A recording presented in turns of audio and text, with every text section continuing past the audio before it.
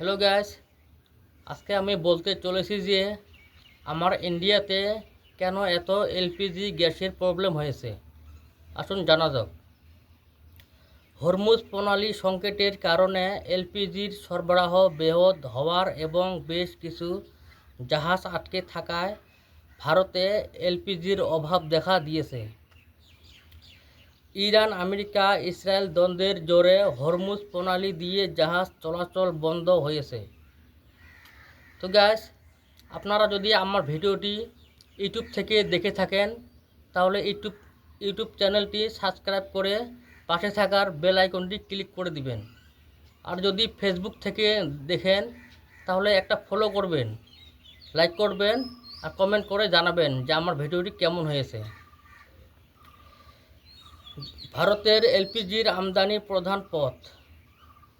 ভারতে যে 70% গ্যাস এই পথ দিয়ে আমদানি করে তা বন্ধ হয়ে যাওয়ায় বেশ কিছু এলপিজির জাহাজ মাঝপথে আটকে ছিল।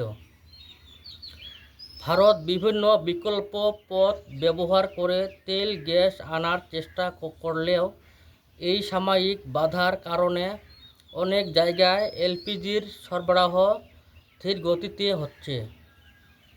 সংকট কাটাতে ভারত সরকার বিকল্প ও দীর্ঘ পথ ব্যবহার করে জাহাজের নিরাপত্তা নিশ্চিত করছে।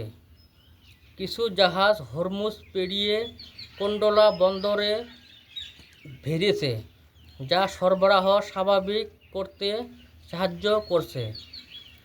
অনেক জায়গায় বুকিং এবং ডেলিভারি মেসেজ আসলেও সিলিন্ডার পৌঁছাতে সময় লাগছে, যার ফলে দীর্ঘ লাইন দেখা যাচ্ছে।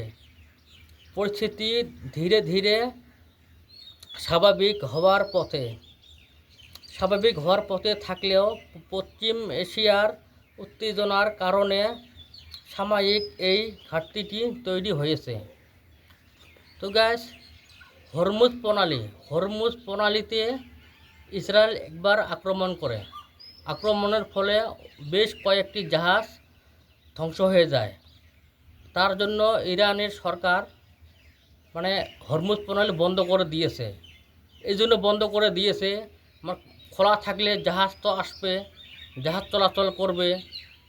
আর বাইশেষ যদি কোনো হামলা করে ইসরায়েল, তার জাহাজগুলো ধ্বংস হবে।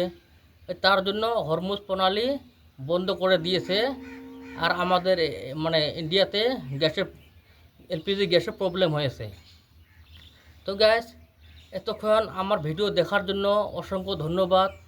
আমার যদি কোনো ভুল হয়ে থাকে তাহলে ক্ষমা করবেন। Thank you.